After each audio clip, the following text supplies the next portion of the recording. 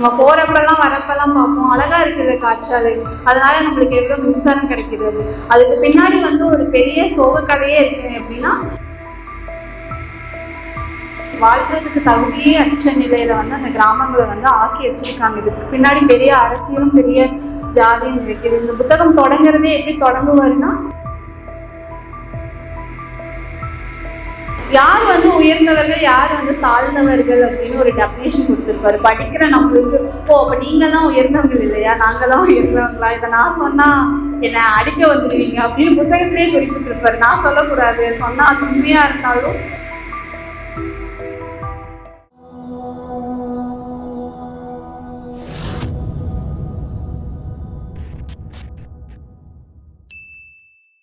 எனக்கு பேச கொடுத்துருக்க புத்தகத்தோட தலைப்பு கொத்தாலி. கொத்தாலிக்கு அர்த்தம் என்னன்னு கேட்டிங்கன்னா, இது எங்களுக்குமே தெரியாது. புத்தகம் வாங்கும்போது கொத்தாலி அப்படின்னா என்ன அப்படிங்கிறத தேடணும். இதுக்கு முன்னாடி இந்த நூலின் ஆசிரியர் பற்றி சொல்லணும்னா, அது மொத்தமாக 5 நூல்கள் எழுதியிருக்காரு. கொத்தாலி நூல் இவரோட 6வது டாக்டர் ஃபிக்ஷன் நாவல், அதாவது தகவல்களை சேகரித்து அதன் மூலமா எழுதப்பட்ட புனைவு. இவர் தூத்துக்குடி மாவட்டத்தை சேர்ந்தவர். ஸோ அந்த மாவட்டத்தில் இருந்த ஜாதி, அரசியல், நிலாபகரிப்பு இது எல்லாத்தையும் வச்சுதான் அந்த புத்தகத்தை எழுதியிருக்காரு. இதுல டாக்டர் ஃபிக்ஷன் அப்படிங்கிறதுக்கு ஒரு நியாயம் என்னன்னா, தகவல்களை நிறைய சேகரிச்சிருக்கு. இதை நம்ம படிக்கும்போது இதை நம்ம தகவல்களை படிக்கிறோமா இல்லை புனைவு கதை தானா அப்படிங்கிறத நம்மளுக்கே ஒரு நிமிஷம் என்னடா இப்படியெல்லாம் நடந்திருக்கா அப்படிங்கிற மாதிரி தான் இருக்கும்.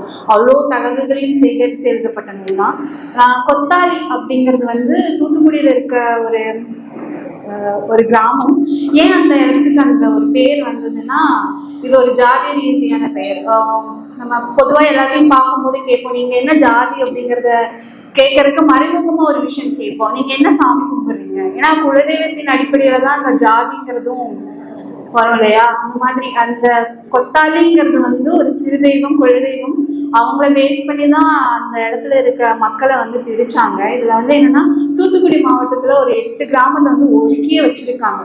அதாவது பாழடைந்த நிலையில அது வாழ்றதுக்கு தகுதியே அற்ற நிலையில அந்த கிராமங்களை ஆக்கி வச்சிருக்காங்க. இதுக்கு பின்னாடி பெரிய அரசியலும் பெரிய ஜாதியும் இருக்குது. இந்த புத்தகம் தொடங்குறதே எப்படி தொடங்குவாருன்னா, கொத்தாலி மாவட்ட கிராமத்துல சுத்தி இருக்க ஒரு சில கிராமத்துல இருக்க மக்கள் அந்த கிராமத்து பெயரை சொன்னாவே என்ன சொல்லுவாங்கன்னா, பஸ்ஸை ஏறி உட்கார்ந்தா கூட அந்த ஊர் பேரு சொல்லி டிக்கெட் அடிச்சா அங்க இருக்கவங்க எல்லாரும் திரும்பி அந்த மக்களை ஒரு மாதிரி பார்ப்பாங்க. அந்த அளவுக்கு தீண்டாமை 2024 நடந்துட்டு இருக்கு. இவர் இந்த புத்தகத்துல ஒரு முன்னுரை கொடுத்திருப்பாரு. ஏன்னா கொத்தாலிக்கும் கல்கத்தாவுக்கும் இருக்க ஒரு தொடர்பை தழுவிதான் இந்த புத்தகம் எழுதியிருப்பேன் அப்படின்பாரு. கொத்தாலிக்கும், அதாவது தூத்துக்குடியில பேர் தெரியாத இடத்துல ஒரு கிராமத்துக்கும் கல்கத்தாவுக்கும் என்ன தொடர்புன்னு கேட்டா, அவர் அதுக்கு ஒரு பாரதியார் எழுது 6லே ஒரு பங்கு அப்படின்னு சொல்லி ஒரு புத்தகம். அது ஆங்கிலேயர்களால் தடை செய்யப்பட்ட புத்தகம். ஏன்னா அப்ப இருக்க ஒரு ஜாதி ரொம்ப ஜாதி விஷயத்த ரொம்ப காட்டமா எழுதின புத்தகம். என்னன்னா, அங்க இருக்க உயர் ஜாதி, கல்கத்தால இருந்து வந்த ஒரு உயர் ஜாதியை சேர்ந்த ஒருவர் கொத்தாலி கிராமம், அதாவது தூத்துக்குடி மாவட்டத்தில் இருக்க ஒரு கீழ் ஜாதியை சேர்ந்த ஒரு பெண்ணை திருமணம் செஞ்சுக்கிறாங்க. அப்பவும் ஜாதி கலவரம், ஜாதி அந்த மாதிரி எல்லாம் பார்த்து அவங்க ஒதுக்கி வச்சிருக்காங்க. ஸோ அந்த ஒரு விஷயத்தை தழுவிதான் அவங்களோட அந்த புத்தகத்துல இருக்க கதாநாயகன் கதாநாயகியோட 3வது ஜென்ரேஷன் இருப்பாங்க இல்லையா, அவங்களோட கதைதான் இந்த புத்தகத்தோட தொடக்கம். இந்த புத்தகத்தை எப்படி தொடங்கியிருப்பாருன்னா, ஒரு அரசு அலுவலகத்தில் வேலை செய்யற கீழ் ஜாதி, அதாவது தாழ்த்தப்பட்ட ஒரு மனிதர் ஒரு உயர் அதிகாரத்துல இருக்கிறத அந்த சுத்தி இருக்கவங்கனால தாங்கிக்க முடியல. இவங்க இந்த ஆளுக தானே, இவங்க கிட்ட நம்ம ஏன் கை கட்டி நிற்கணும் அப்படிங்கிற ஒரு எண்ணம். அதை தாண்டி அவர் ரொம்ப நேர்மையா இருக்கிறது அவரு ரிட்டையர் ஆனதுக்கு அப்புறமும் எந்த அளவுக்கு அது பாதிக்குது அப்படிங்கிறது தான். இது எல்லாத்தையும் தாண்டி இந்த கிராமத்துல ஒரு விஷயம் என்ன நடக்கும்னா, தூத்துக்குடி மாவட்டம் காற்றாலைகளுக்கும் லேசர் பேனலுக்காக நிலத்தை அபகரிக்கிறது தான் இப்போ வரைக்கும் நடந்துட்டு இருக்கு. நம்ம போறப்பெல்லாம் வரப்பெல்லாம் பார்ப்போம், அழகா இருக்குது காற்றாலை, அதனால நம்மளுக்கு எவ்வளவு மின்சாரம் கிடைக்குது அப்படின்னு. அதுக்கு பின்னாடி ஒரு பெரிய சோக கதையே இருக்கு. அப்படின்னா, அங்க இருக்க மக்களோட நிலத்தையெல்லாம் ரொம்ப அபகரிச்சுக்கிறது. அதாவது நியாயமா பேசி வாங்கறது கிடையாது. அதுல நீ பாதி பங்கு எடுத்துக்கோ, நான் பாதி பங்கு எடுத்துக்கிறேன், அந்த மாதிரிலாம் கிடையாது. அரசியல் சார்ந்து ஜாதி சார்ந்து அவங்கள ஒதுக்கப்பட்டு அந்த நிலங்களை அபகரிச்சு தங்களோட லாபத்துக்காக, அரசியல்வாதிகள் லாபத்துக்காக மட்டும் பயன்படுத்திட்டு இருக்காங்க. அதை எதிர்த்து போராடுற ஒரு குடும்பம் எந்த எக்ஸ்ட்ரீம் போய் அந்த இடத்த வாங்கினாங்களா இல்லை அதனால என்ன நடந்தது அப்படிங்கறதுதான் ஒரு கதை. இந்த புத்தகத்தோட கதையே இதுதான். இதுல என்ன விஷயம் அப்படின்னா, அந்த நேர்மையா இருக்கவங்க, இதை எதிர்த்து போராடுறவங்களுக்கெல்லாம் அரசியல்வாதிகள் திருப்பி கொடுக்குறாங்க தெரியுமா. என்ன நடக்குதுன்னா, நியாயம் ஏதோ ஒரு இடத்துல ஜெயிச்சுக்குமான்னு கேட்டா கண்டிப்பா கிடையாது. இப்போ வரைக்கும் போராடிட்டு தான் இருக்காங்க. அதுக்கான ஒரு சொல்யூஷன் கிடைக்கவே கிடையாது. இதுல வர 2 கேரக்டர் என்னன்னா, ஒரு கேரக்டர் ஒரு அரசு அதிகாரத்துல இருந்துட்டு என்னால எதுவுமே பண்ண முடியல, என்னோட நேர்மைக்கான பரிசு இது வரைக்கும் கிடைக்கல அப்படின்னு அவர் மனசுடைஞ்சு இருப்பாரு. அவர் பண்ண ஒரு நல்ல விஷயம் என்னன்னா, அங்க வர மக்கள், அந்த நிலத்தை அபகரிக்கிறதுக்கு மக்களுக்கு வந்து என்னென்ன தேவையான டாக்குமெண்ட்ஸ் இருக்கும் இல்லையா, அதெல்லாம் சேகரிச்சு அவருக்கு வச்சிருப்பாரு. மருந்தன் ஒரு கேரக்டர் வரும் இந்த புத்தகத்துல. அவர் வந்து என் இடத்த நான் கொடுத்துட மாட்டேன், எவ்வளவு போராடினாலும் எனக்கான ஒரு நிலத்தை வந்து நான் தான் வச்சிருப்பேன், அதை வந்து மற்றவங்களோட சுயலாபத்துக்காக நான் கொடுத்துட மாட்டேன்னு அவரு போராட கிளம்புவார். அவர் பின்னாடி அவர் அந்த ஒரு தனி மனிதன் ஒரு இயக்கத்தையே உருவாக்கி அவர் வந்து இந்த புத்தகத்துல வந்து அவரோட பேர் மருதன் தான், பட் பேமெண்ட் சொல்லிட்டு ஒரு கேரக்டரா அவர் புனைவா கொண்டு வந்திருப்பாரு. அந்த கேரக்டர் வந்து நான் நேர்மையா இருக்கணும், தாழ்த்தப்பட்டவங்க எல்லாத்தையுமே வந்து இப்படி பார்க்க கூடாது, அதுல இருந்து நாங்க மீண்டு வரணும்னு எல்லா துறையிலையும் ஒவ்வொருத்தருங்க இருப்பாங்களே, எல்லா துறையிலையும் லஞ்சம் வாங்குறவங்க இல்ல தப்பு செய்யறவங்க இருந்தாலும் 100ல ஒருத்தராது நல்லது செய்யறேன் அப்படின்னு கிளம்புவாங்க. அவங்க எல்லாம் ஒருங்கிணைந்து ஒரு கூட்டத்தை ஆரம்பிச்சு எங்கெல்லாம் தப்பு நடக்குதோ அங்கெல்லாம் போய் வந்து எங்கனால முடிஞ்ச மறைமுக போராட்டங்கள் நிறைய நடத்தப்பட்டிருக்கும். இதுல நிறைய கொலைகள், நிறைய ரத்தமும் சதையும், நிறைய ஜாதியை பத்தி பேசியிருப்பாங்க.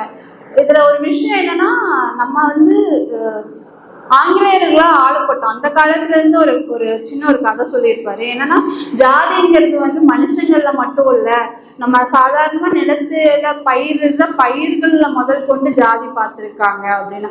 ஆங்கிலேயர்கள் வந்து நம்ம பூமியில எது போட்டாலும் நல்லா விளையும், அவங்க சுயலாபத்துக்காக எதை போட்டா ஏன் லாபம் கிடைக்கும் அப்படின்னு ஒரு விஷயத்த கொண்டு வந்திருப்பாங்க. நம்ம உணவை தாண்டி அவரையும் சொல்லுவாங்க. அவரையும் வந்து மீன்ஸ் நம்ம தலைக்கு யூஸ் பண்ற டையோட மூலப்பொருள், அது வந்து நம்மளுக்கு லாபமோ இல்லையோ அவங்களுக்கு லாபம். அந்த நம்ம நிலத்தை அபகரிக்க ஆரம்பிச்ச காலத்தை முதல் கொண்டு நம்ம பயிர்களை அழிச்சு அவங்க லாபத்துக்காக என்ன பண்ண முடியும் அப்படிங்கிற ஒரு விஷயத்த, அதுவும் தாழ்த்தப்பட்ட மக்கள், நம்ம கிட்ட அடிமையா இருக்க மக்களோட நிலத்துல போட்டாங்க.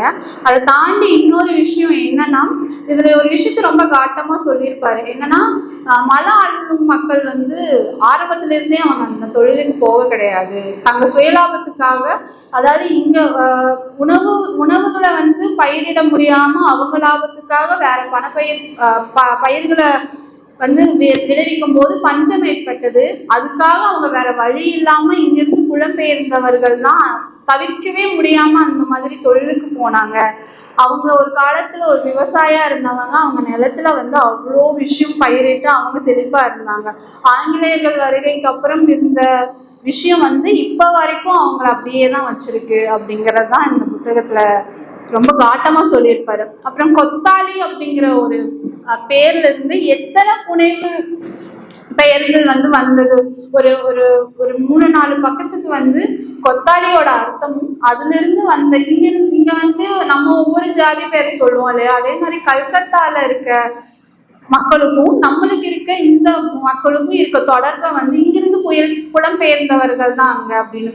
அதுல ஒரு விஷயம் சொல்லியிருப்பேன். என்னன்னா, மரம் ஒண்ணுதான், அதாவது மனுஷன் ஒண்ணுதான், அதுல இருந்து வெட்டப்பட்ட துண்டுகளை தான் வந்துட்டு ஜாதி, அந்த ஜாதி பேரை வந்து அவங்க இஷ்டத்துக்கு ஏத்த மாதிரி பிரிச்சுக்கிட்டாங்க.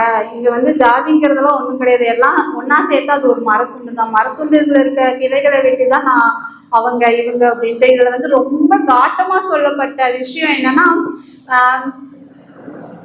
யார் வந்து உயர்ந்தவர்கள் யார் வந்து தாழ்ந்தவர்கள் அப்படின்னு ஒரு டெபினேஷன் கொடுத்துருப்பாரு. படிக்கிற நம்மளுக்கு அப்ப நீங்க தான் உயர்ந்தவங்கள் இல்லையா, நாங்க தான் உயர்ந்தவங்களா, இதை நான் சொன்னா என்னை அடிக்க வந்துடுவீங்க அப்படின்னு புத்தகத்திலேயே குறிப்பிட்டிருப்பாரு. நான் சொல்லக்கூடாது, சொன்னா அது உண்மையா இருந்தாலும் மற்றவங்க ஏத்துக்க மாட்டாங்க அப்படிங்கிறத.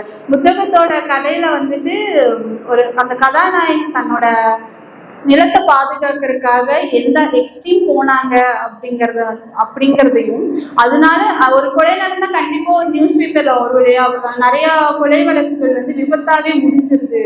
இதுதான் உண்மை. அந்த கொலைக்கு பின்னாடி எவ்வளோ அரசியல் இருக்கு, எவ்வளோ ஜாதி கலவரங்கள் இருக்கு அப்படிங்கறத வந்துட்டு யாருமே தேடுறதுக்கு, ஓ இவங்க ஆக்சிடென்ட்ல இறந்துட்டாங்களா, எதனாலயோ ஒரு கொலை நடந்திருக்கு, அதுக்கு பின்னாடி எவ்வளவு விஷயம் இருக்கிறது அப்படிங்கிறது வந்து யாருமே தேடுறது இல்லை. ஏன் தேடுறது இல்லை அப்படிங்கிற ஒரு கருத்தை முன் வச்சிருக்காரு. அப்புறம் இன்றைய இளைஞர்கள் வந்துட்டு ஜாதிங்கிற பேர்லயும் அரசியல் அப்படிங்கிற பேர்லயும் தோல்ல துண்டு போட்டுட்டு தவறான வழியில போறாங்க அப்படிங்கிறது வந்து ரொம்ப தவறான விஷயம். நல்லதுக்காக செய்யறது கிடையாது அப்படிங்கறத வந்து ரொம்ப அழகா ஒரு தொகுப்பாவே எழுதியிருப்பாரு. ஏன் அது பின்னாடி போறோம், இது நல்லதா நல்லதுக்காக தான் போறோமா அப்படிங்கிறது.